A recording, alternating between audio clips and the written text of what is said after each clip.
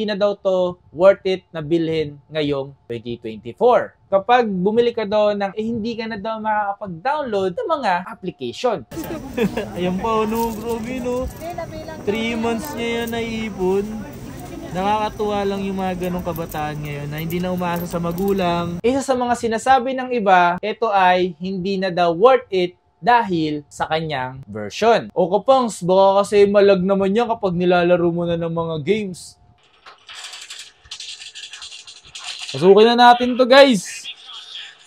Ito pala.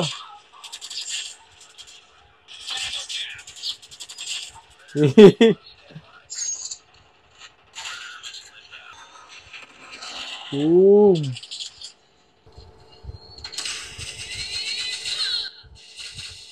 Tay! At hindi siya marunong mag-check, nabentahan siya ng mura, tapos di sinabi na marami ng palit, yung nabili niya, refurbished na pala. Dapat, alam mo kung paano mag-check. At huwag ka rin masyadong madadala pag binenta sa'yo ng mura. Yo, what's up sa inyo mga pangs? At kamusta kayo? Isang maganda at masayang araw na naman ang pagsasamahan natin ngayon. So, panibagong araw, panibagong video mga pangs. So, ngayong araw na to, ang video natin is about sa nag-trending sa atin sa TikTok. So, nagawa ko naman siya ng video before. So, today mga pangs, ang video natin ngayon, kung sulit pa ba, huwag na daw kayong bibili ng iPhone na to. So, eto ang iPhone X. Isa nga to sa nag-trending sa aking TikTok. Umabot ng 2.2 million views. Binili mo, anong binili mo? iPhone X po. iPhone X? Taga saan ka niyan? Taga Bulacan po. Shoutout sa Bulacan. May kawayan. Grabe layo, tapos ito yung mga pera nyo. Nag-ipon ka talaga. Gaano katagal mo pinag-ipunan yan? 3 months po. 3 months. Nag-aaral ka pa niyan? Opo. Nice. So yung magandang impluwensya. Kasi nag-iipon siya para sa gusto. Nice. Congrats, ingat po. Thank you po. Thank you po. Ayan o. Dahil yung binibilang dyan. Ayan pa, no? Grabe, no? 3 months niya yan naiipon. Nakakatuwa lang yung mga ganong kabataan ngayon na hindi na umaasa sa magulang. Pinag-iipunan na lang, no? Ang galing, pinag-iipunan. Bumali din sa Racial Gadget. Ayan, nakakatuwa lang yung mga ganong klase ng bata or mga kabataan ngayon. Ayan yung mga tularan natin ngayon mga pangsa.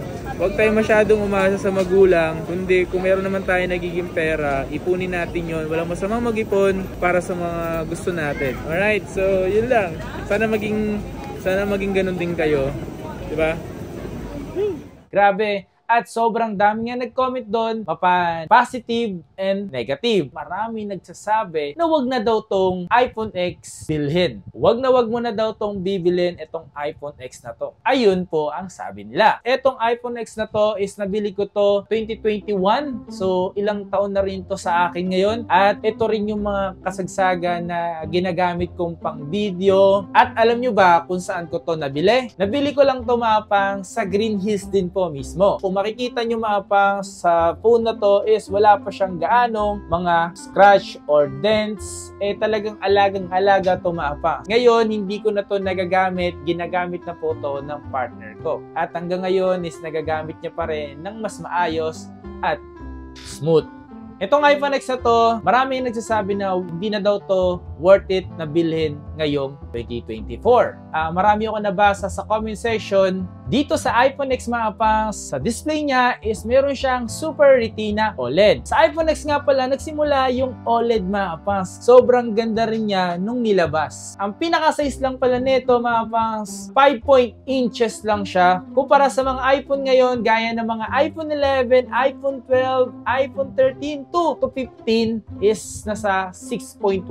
Papunta tayo dito mga pangs sa kanyang main camera. So meron siyang 12 megapixel and 12 megapixel. At sa kanyang harap naman mga pangs is, so meron lang siyang 7 megapixel. So ito yung pinaka front cam niya mga pangs. Kung mapapansin nyo naman, ito yung quality na meron siya. Okay? And ito rin yung dating ginagamit ko na pang video. So ito muna nagdaan sa akin na ginamit kong pang video. Especially sa kanyang audio na napakaganda talaga.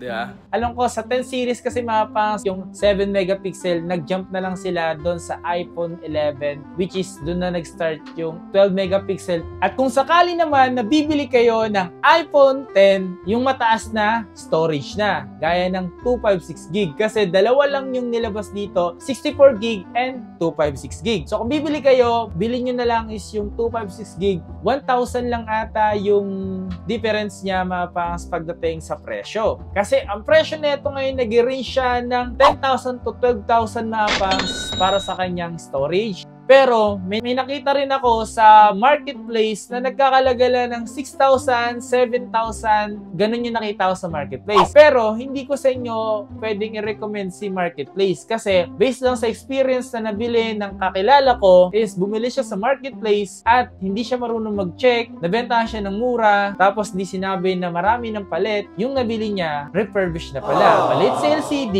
palit si camera, palit si battery, yun yung mga nakita ko na napalitan na. Lugi talaga siya sa pagbili. Hindi niya na may babalik yung unit at yung pera niya. Kasi sa marketplace siya bumili, wala na siyang habol. Saan nga ba kayo pwedeng bumili ng mga iPhone 10 ngayon is isa sa mga pinupuntahan ko nga is si Green Hills. Kung marunong kayo mag-check ng iPhone, sa Green Hills naman ngayon is meron naman silang mga 3U tools na pwede nyo malaman kung meron na nga ba napalitan. Sa mga ginagawan ko nga ng install doon is sinasabi na nila kung may palit na nga ba o wala. At meron din sila dong libreng 3U tools.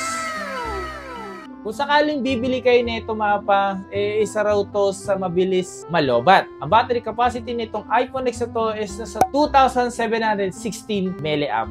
Nung mga panahon na bagong-bago pa to, itong iPhone X na to is depende yan kung paano kayo gumamit ng iPhone na to. Kung bibili kayo ng iPhone sa mga online or saan man or sa Green Hills or sa marketplace, depende po kasi yan kung napalitan na ba ang battery ng iPhone X na mabibili nyo. Lahat ng iPhone X sa ngayon is mga napalitan na ng battery. Depende yan sa battery na pinalit kung yun ba'y original or replacement lang. So kung replacement lang, sobrang bilis lang talaga malobat netong iPhone X. Pero kung original naman talaga siya, hindi siya basta-basta malolobat etong iPhone X mga kapangsa kung original ang ipapalit na battery. Isa sa mga sinasabi ng iba, ito ay hindi na daw worth it dahil sa kanyang version. Ang last update nito mga kapangs is nasa iOS 16.7.5 para dito sa iPhone na to. Sa iOS 16 na to mga pangs is sinasabi nila na kapag bumili ka daw ng iPhone X sa ngayon, hindi ka na daw makakapag-download ng mga application. No.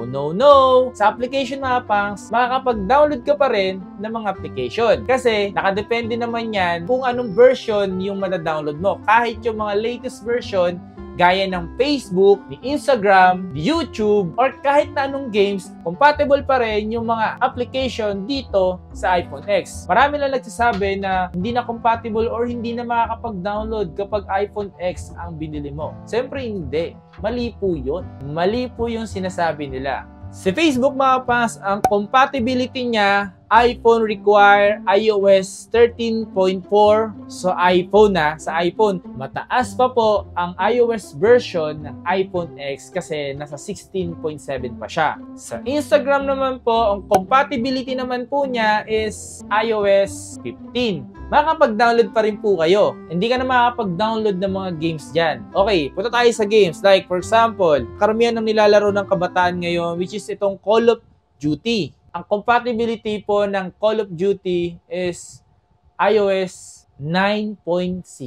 Pasok pa rin po yung iPhone X. Kahit nga yung iPhone 5S pasok na pasok pa rin po sa larong Call of Duty. Marami kasi nagsasabi na hindi na raw to magagamit pagdating sa mga games. So Mobile Legends naman mga pangs is compatibility naman niya para sa iPhone is 11.0. O kapangs, baka kasi malag naman yan kapag nilalaro mo na ng mga games. And kung mapapansin nyo mga pangs yung quality ng mismong games. Tuloy natin ito.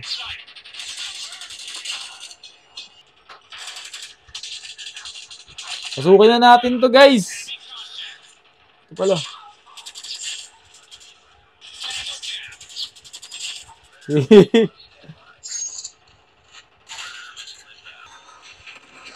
Boom. Pwede mong i-verify yung mismong yung graphics niya. Ano? Nakita niyo naman mga pangs kung gaano pa ka-smooth itong iPhone X mga pangs sa iPhone X. Ito yung mga kadalasan nilalaro naman ng mga kabataan ngayon, Mobile Legends. Ang smooth. Ang smooth maglaro dito mga pangs. Ang smooth maglaro ng Mobile Legends pa rin.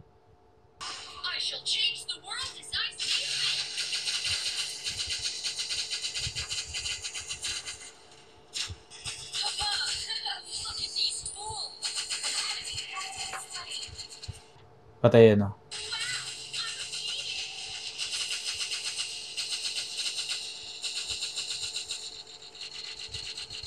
Patayan.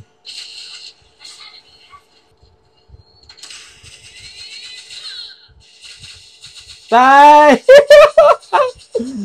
Kung gaano pa rin ka-smooth maglaro dito sa iPhone X.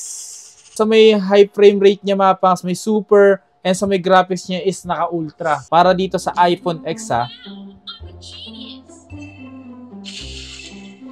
Mababa na nga lang to pagdating sa kanyang Bionic. Dahil meron lang siyang A11 Bionic chip mga pangs. Kung napansin niyo naman mga pangs sa paglalaro natin ng mga games is talaga namang pumapalag pa talaga itong iPhone X or iPhone X. Kung budget lang talaga yung hanap nyo pagdating sa iPhone, isa rin sa mga re-recommend ko sa inyong iPhone, pwedeng-pwede na nga itong iPhone X. Sa ngayon mga pangs pwedeng-pwede pa to ngayon, lalo ngayong 2024, kung pasok lang talaga sa budget nyo. Depende pa yan sa pagbibilan nyo. Meron naman talaga kayong pagbibilan na nagbebenta ng mga iPhone X na sinasabi yung mga issue or wala. At sa pagbili nga pala ng iPhone X mga pangs ngayong 2024, dapat alam mo kung paano mag-check. Marami talagang magbebenta ng mga refurbished na iPhone X. Pero meron din kayo mabibiling iPhone X na hindi pa refurbished. Pwedeng napalitan lang yung battery na magandang quality. Meron din kayo mabibiling iPhone X na pangit na yung battery. Ngayon, dapat yung pagbibilan nyo, dapat makausap nyo ng maayos. Huwag lang po kayo basta bumili dahil mura. Kailangan nyo is i-check maigi yung iPhone na bibili nyo, lalo sa iPhone X. Kasi ngayon is mahirap na talaga mag-check ng iPhone lalo kung hindi ka marunong. At huwag ka rin masyadong madadala pag binenta sa'yo ng mura. Dapat alam mo rin yung bibilin mong iPhone. Kung ito ba ay may issue o wala. Nasa sayo pa rin ang pagbili ng mga iPhone, gaya neto. Tapos, nasa seller din kung totoo nga ba siyang nagbebenta sa'yo. Isa pa sa mga nabasa ko mga pangs sa comment section, itong iPhone X na to mga pangs, hindi na raw maganda pagdating sa mga pictures. Hindi na daw siya magandang kumuha ng mga litrato, ng mga video. So doon po kayo nagkakamali. Alam nyo ba mga pangs, iPhone X ngayon, isa pa rin sa magandang quality pagdating sa mga pictures or video. Ito nga pala yung mga shots na mga picture na kinuha ko. So, pasensya na po kayo dun sa itsura ko mga pang. So, ganito na talaga itsura ko. Wala na talagang pagbabago. Kung napansin nyo naman mga pangs, yung quality ng picture, depende pa po yan mga pangs sa lightning. Sobrang ganda pa rin ng quality ng iPhone X. Pwedeng-pwede pa rin siya gamitin kung gusto nyo rin na mag-shoot ng video or mag-vlog-vlog katulad ng ganito, pwedeng-pwede nyo pa rin gamitin si iPhone X. Etong iPhone X ngayon mga pangs, masasabi ko pa rin naman sa inyo na worth it pa rin siya. Pagdating sa presyo, at kung interesado kayo sa naging video natin ngayong araw na ito mga pangs, comment mo naman dyan sa comment section yung isusunod natin na gagawa ng video. O nga pala, sa pagbili ng iPhone na to, makakabili kayo sa mga ginagawa natin na stall. Depende yan kung mayroon pa silang stocks. Na nag-trending sa atin mga pangs, pwede kayong bumili kay Rachel Gadget. Isa sa mga pinupuntahan natin mga pangs, na pwede pa rin kayo makabili ng mga iPhone X sa ngayon. Kung nagustuhan mo tong video na to, huwag mo naman kalimutan, siyempre, yung mag-like. At kung hindi ka pa pala nakapag-subscribe, bago ka lang dito sa aking YouTube channel, please, i-click mo na yung subscribe button dyan.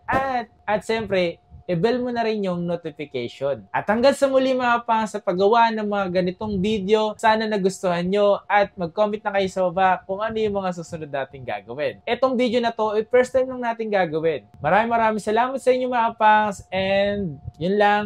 Peace out and God bless sa inyo lahat. Ingat kayo palagi. Bye-bye! Sheesh!